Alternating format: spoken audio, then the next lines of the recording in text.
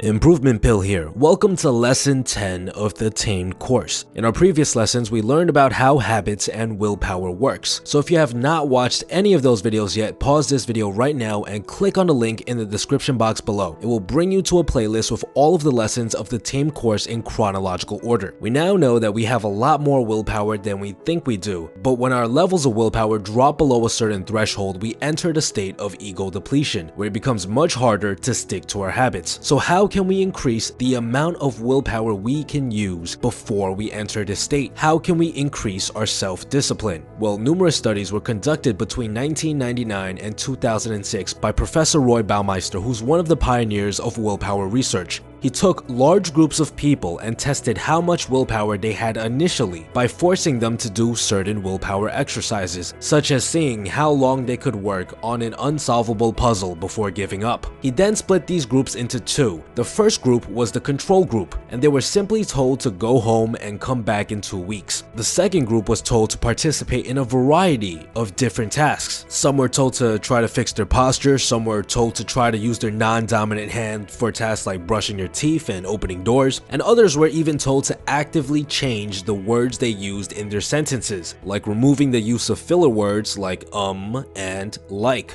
These groups were told to actively try and stick to these changes for the next 2 weeks and then come back. To Baumeister's surprise, all of the groups that elicited some sort of control over their lives had a significant increase in their levels of willpower after a 2-week period, as compared to the control group who saw no change. So what does this mean? Well, this means that willpower is just like a muscle. When you work out constantly for long periods of time, your muscles get stronger, they get bigger, and you're able to lift more weight. Willpower is the exact same. If you actively try to change something in your life, you're using willpower to make these changes. Then over time, you'll be able to use more willpower without entering a state of ego depletion. Your willpower muscle will get stronger. And this explains why Keystone Habits are so powerful. If you recall, in a previous video, which I will link to in the description below, we spoke about how some people change one habit in their life and all of a sudden they change their entire life. They change a bunch of different habits. The Keystone Habit is so effective because by sticking to a single habit, you're training your willpower. It's getting stronger. And as your willpower gets stronger, you have more strength to change the other habits in your life. So what can we do with this knowledge? Well, for one, it shows us just how important it is to stick to our Keystone Habit. If we can successfully stick to this habit and get it to that line of automaticity, it will mean that the amount of self-discipline we have will also increase dramatically. And this is the reason I structured the course this way. We put the focus on building a Keystone Habit instead of focusing on getting rid of our bad habit. And that's because by building the Keystone Habit, you will eventually become strong enough to get rid of the bad one. And that's why you'll notice that the large majority of people who are extremely successful have an obsession with self-improvement. They're always looking for ways to use their willpower to improve their lives. And they may not know it, but this obsession with improvement makes them strong enough to accomplish the tasks that make them so successful. So drill this into your mind. By actively trying to change your life, by being interested in self-improvement, by sticking to that Keystone Habit, you will become stronger. So keep strong and carry on, because you're getting stronger every single day as long as you stick to this. And that sums up everything we need to know about willpower. At this point in the course, you should already be building up your Keystone Habit. If you find yourself slacking, remember, all you need to do is stand back up and stick to this habit. If you follow this one simple task, you will get much stronger. In our next lesson, we're going to speak about the effects of our social environment on our habits. How you socialize actually has a huge effect on how likely you are to overcome your bad habits. The Tamed course was brought to you with the help of the patrons of this channel. If you found value in this course and would like to give back, it'd mean a lot to me if you could become a patron too. All of my patrons receive perks and benefits, which you can find out by clicking on the link right here. Besides that, guys, stay tuned.